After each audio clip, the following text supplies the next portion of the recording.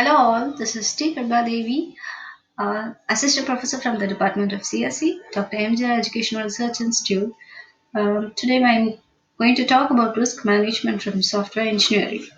So managing risk is again a big concern in the development of a software, and we need to identify and plan to minimize the effect of risk in a project. So what is risk is? It is a probability that some adverse circumstance that occur. So there are three types of risk. One is project risk, product risk, and business risk.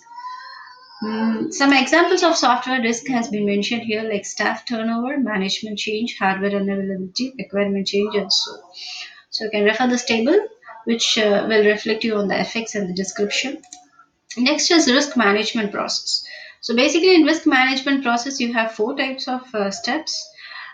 Four steps. One is risk identification, risk analysis, risk planning, and monitoring. So in this risk identification, you need to list the potential risk.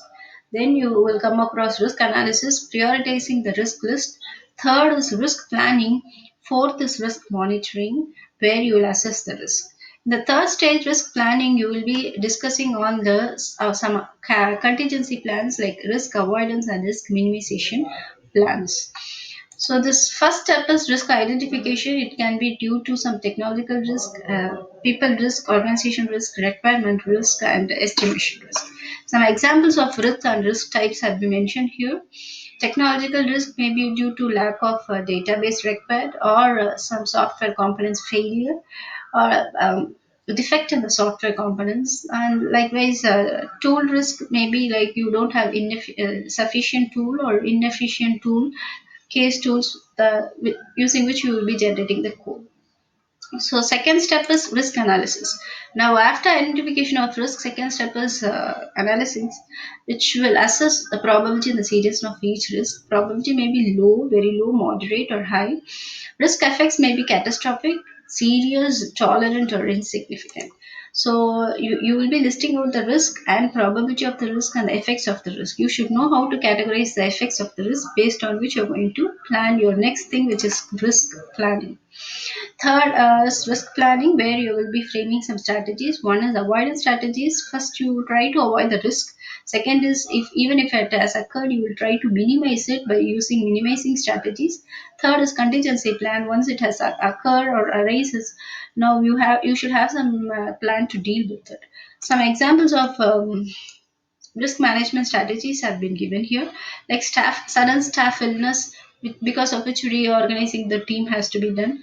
So the overlapping of work and the other understanding of each other is required. So it takes some time for that, and coping up of work will take some time. So all these are unexpected risk. Last stage is risk monitoring, where you need to assess and identify the risk. We have to see whether it is not becoming less, whether it is becoming less or not becoming less, more probable. So also assess whether the effects of the risk have changed. Every risk should be discussed at the management progress meeting. So you should convey them so that it does not affect you in the future.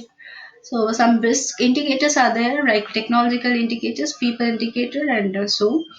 For example, requirement indicator, like if your requirement change in the middle, then obviously finally complaint will be there from the customer. Similarly, when the people morale or people poor relationship between the staff member and the job ability, that will also it is one of the indicator that will uh, affect the teamwork, and it may be a risk. So all these are some examples of risk indicator. So with this, I'm finishing my topic on risk management, with four stages: risk identification, risk analysis, risk planning, and risk monitoring. So meet you soon next time. Thank you for patient listening. Tata. Bye bye.